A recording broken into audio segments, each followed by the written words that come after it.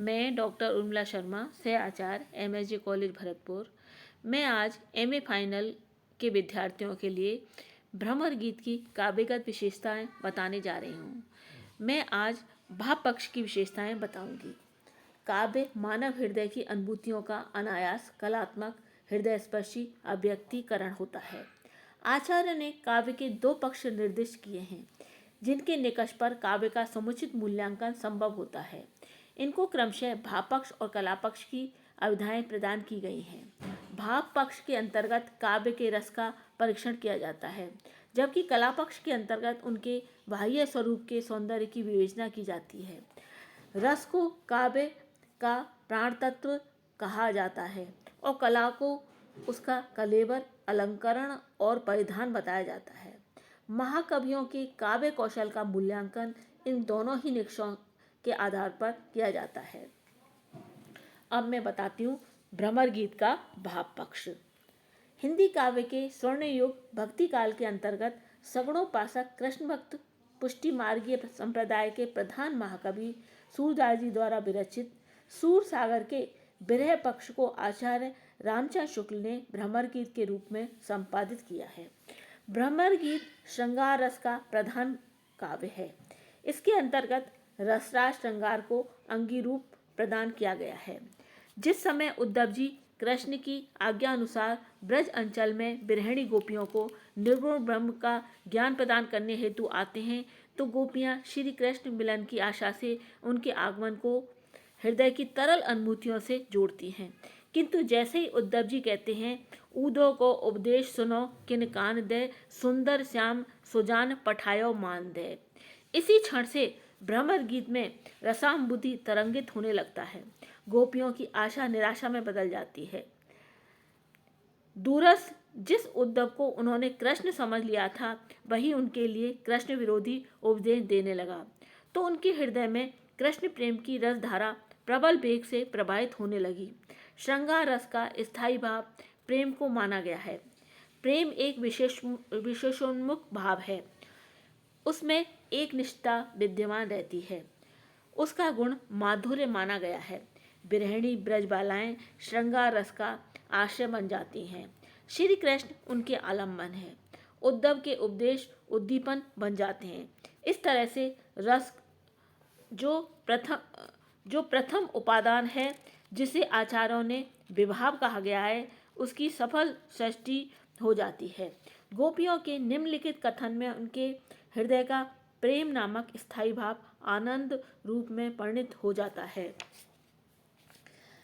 अखियां हरिदर्शन की भूखी, कैसे रहें रूप रस राची, ये बतिया सुन रूखी। अवधि गनत एकटक मग जोबत, तब एती नहीं झूठी। भव इन जोग अब इन जोग संदेशन, ऊधो अति अकुलानी दुखी। अब इसका मैं पहला पॉइंट बताती हूँ, संचारी भावों की उत्पत्ति। रस निष्पत्ति के सिद्धांत में आचार्यों ने विभाव, अनुभाव और संचारी भाव इन तीनों के संयोग से ही रस सृष्टि मानी है। सूर ईश्वर प्रदत्त काव्य प्रतिभा के धनी थे।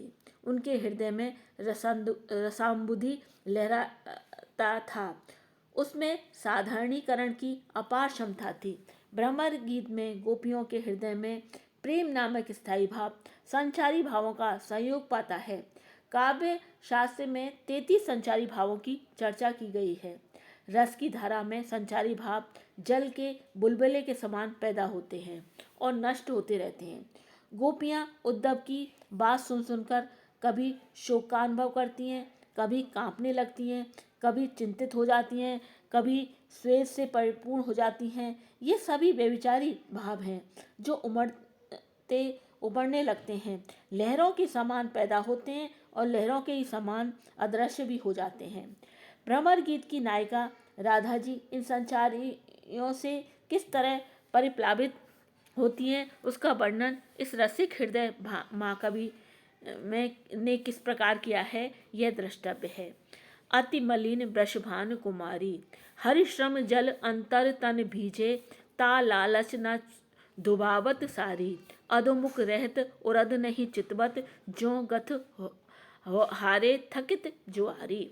अब दूसरा पॉइंट है अनुभवों की उत्पत्ति। काव्य के भाव पक्ष के अंतर्गत अनुभवों का भारी महत्व होता है। अनुभवों के संयोग के बिना रस निष्पत्ति संभव नहीं होती। काव्य शास्त्र में 4 प्रकार के अनुभव निर्दिष्ट किए गए हैं, जिनको क्रमशः सात्विक, वाचिक, कायिक और आहार्य अनुभव कहा जाता है। गृहिणियों को न तन की सुध रहती है, न मन का ही नियंत्रण रहता है, मन पर ही नियंत्रण रहता है। बाल बिखर जाते हैं, बदन कुमला जाता है, शरीर पर विरह के लक्षण दिखाई देने लगते हैं, कभी गला रुंधने लगता है, वाणी तुतला जाती है, स्वर भंग हो जाता है, कभी हृदय में पुलकन होता है, कभी चुभन होती है, कभी कभी सौभाग्य के लक्षण भी अस्त व्यस्त हो जाते हैं। महाकवि सूरदास को इन सभी अनुभवों का भी कैसा सहज स्वाभाविक ज्ञान था, अतः ये विभिन्न पदों में द्रष्टव्य है, जिससे श्रृंगार रस की सक्षम सृष्टि होती रहती है। अनुभवों के कुछ मर्म स्पष्टी उदाहरण को भ्रमर गीत के निम्नलिखित पदों में देखा जा सकता है। छुए चिहुर बदन कुमलाहे, जो नलिनी हिमकर की मारी, सूर्य श्याम बिन जो जीवत है, ब्रज बनिता सब श्याम दुलारी। स्थायी भाव प्रेम विभिन्न संचारियों तथा इन अनुभवों के संयोग से आनंद रूप में परिणित होता है। भ्रमर गीत का रस पक्ष सक्षम बन जाता है। समीक्षकों का मत है कि भ्रमर गीत के श्रृंगार वर्णन से ही इस रस को रसराज की उपाधि प्राप्त हुई। नव रसों में इसे शीर्ष स्थान पर प्राप्त हुआ। श्रृंगार की विप्रलम्ब दशा का इतना स्वाभाविक, इतना मर्मस्पर्शी, हृदय द्रावक वर्णन अन्य किसी महाकवि का नहीं मिलता। प्रेम की ऐसी एक निष्ठा जो भ्रमर गीत का प्राण तत्व है, इसके भाव पक्ष की समृद्धि बन जाती है।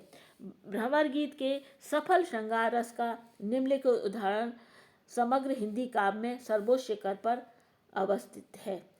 लड़काइयों का प्रेम कहो अली कैसे करके छूटे, कहा कछु ब्रजनाथ चरित अब अंतर्गतियों लूटत।